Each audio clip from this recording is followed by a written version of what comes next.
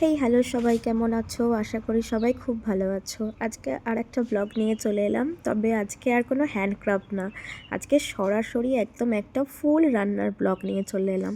আজকে স্যাটারডে, তো অনেকেই নিরামিষ খাও নিশ্চয়ই, আমিও আজকে নিরামিষ খাই।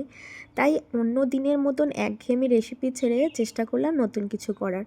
বাড়িতে অর্ধেকটা লাউ পড়েছিল, তো ভাবলাম লাউয়ের ডালনা তো বড়ি দিয়ে মাছ দিয়ে আমরা খেয়েইছি, আজকে একটু লাউয়ের কোপ্তা বানাই।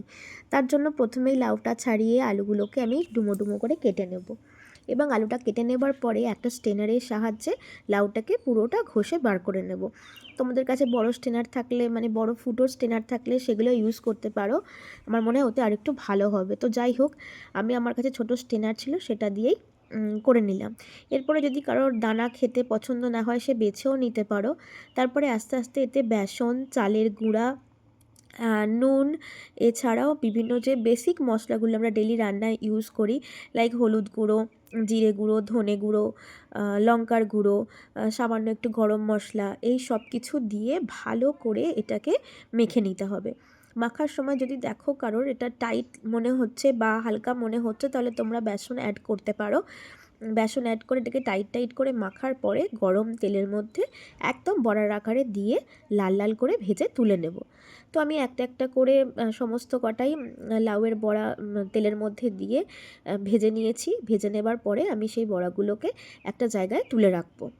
তুলে রাখার পরে এবার হচ্ছে আমাদের মেন কাজ হচ্ছে আলু ভাজা এবং গ্রেভি বানানো, যেটা বেসিক মশলা দিয়ে আমরা যেমন করি নিরামিষ তরকারি।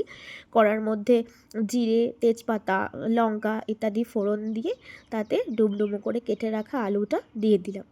এবার আলুর মধ্যে সামান্য নুন আর হলুদ গুঁড়ো ছড়িয়ে ভালো করে আলুটাকে লাল লাল করে চাপা দিয়ে ভেজে নেব আমি, তাতে আলুটা খুব তাড়াতাড়ি সিদ্ধ হয়ে যায়। এই ভেজে নেওয়ার পরে ততক্ষণ আলুটা হতে থাকুক, আর আমি এইদিকে ততক্ষণ মশলাটা, টমেটোটা রেডি করে নিই। আমি অলরেডি বাটিতে আদা আর কাঁচা লঙ্কা বেটে রেখেছি। এরপরে টমেটো আমি অর্ধেকটা দিলাম, কারণ টমেটোটা বেশ বড় ছিল, তো এই অর্ধেকটা টমেটোকেও আমি কুচি কুচি করে কেটে রাখলাম। এবার এই আদা লঙ্কা বাটার মধ্যে আমি কিছু মশলা মেশাচ্ছি, যেমন হলুদ গুঁড়ো, লঙ্কার গুঁড়ো, জিরে গুঁড়ো, ধনে গুঁড়ো, আর একটু সামান্য নুন, কারণ আলু ভাজার সময় অলরেডি আমাদের নুন দেওয়া ছিল। তো সমস্ত কিছু মশলা ভালো করে দেওয়ার পরে আমি সেটাকে চামচের সাহায্যে ভালো করে গুলিয়ে এক সাইডে রেখে দিলাম। আলুটা যখন লাল লাল করে ভাজা হয়ে যাবে, তখন ঢাকনা খুলে সেই আলুর মধ্যে এবার আমি মশলার মিশ্রণটা ঢেলে দেব।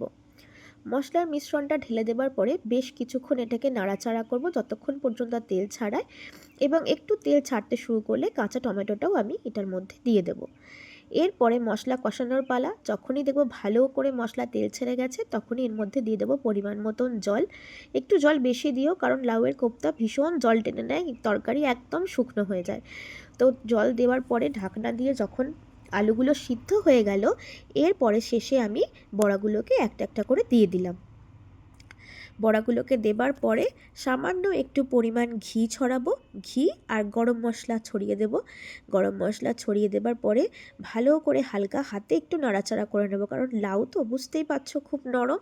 তো এরপরেই কিছুক্ষণ ফুটিয়ে নিলেই আমার লাউয়ের কোপ্তা